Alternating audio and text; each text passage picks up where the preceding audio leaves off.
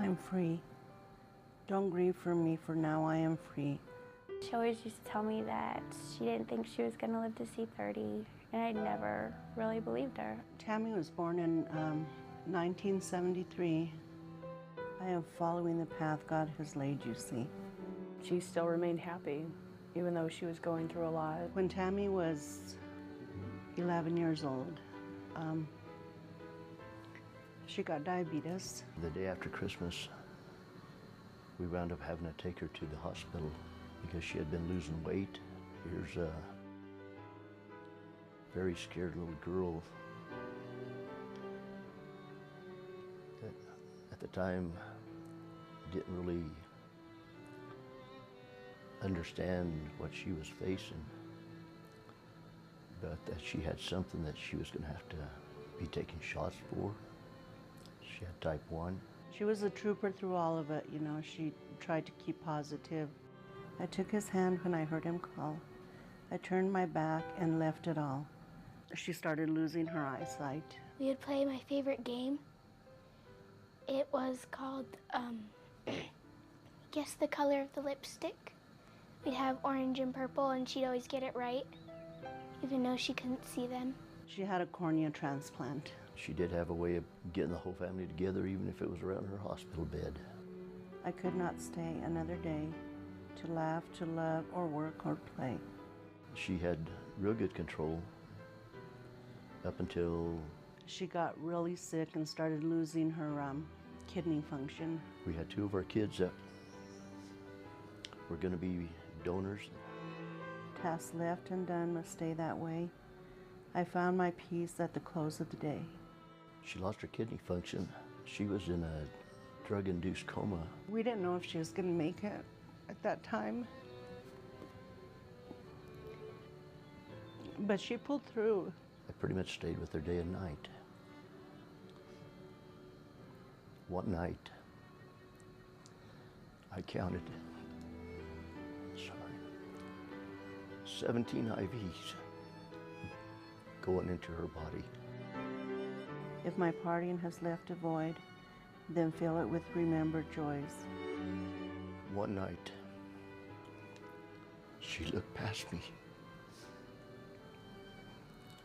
and she said, "Who are those people?" I looked behind me. There was glass with a curtain on the other side of it. I don't know who she was seeing. I thought I had lost her at that point. After that, you know, God gave her to us for another year. And on March 10th,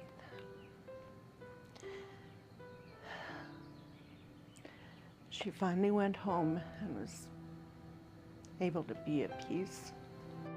A friendship shared, a laugh or a kiss. Oh yes, these things I too will miss. That's a parent's worst nightmare, for a child to go before you do. She made her peace with God, and I think at that point, God said, "Okay, my child, you've suffered long enough. Enter into my glorious kingdom. Welcome home." Be not burdened with times of sorrows. I wish you the sunshine of tomorrow. Yeah, I didn't understand it until we lost her, how serious it was. I just thought it was something that was, you know, easily managed and could just kind of be taken care of, and not anything that would be able to take your life. This isn't a joke. It's, you know, people, obviously, we lost our sister, die from this, and we don't want it to happen to other people. My life's been full, I've savored much. Good friends, good times, a loved one's touch. I hope that our story will help more people with diabetes. We do the Walk for Diabetes every year, and our family so far has raised over $30,000. I think that's the best way to remember her and to celebrate her is by doing what we've done with raising money and keeping her name alive. Perhaps my life seemed all too brief. Don't lengthen it now with undue grief. It can happen to you.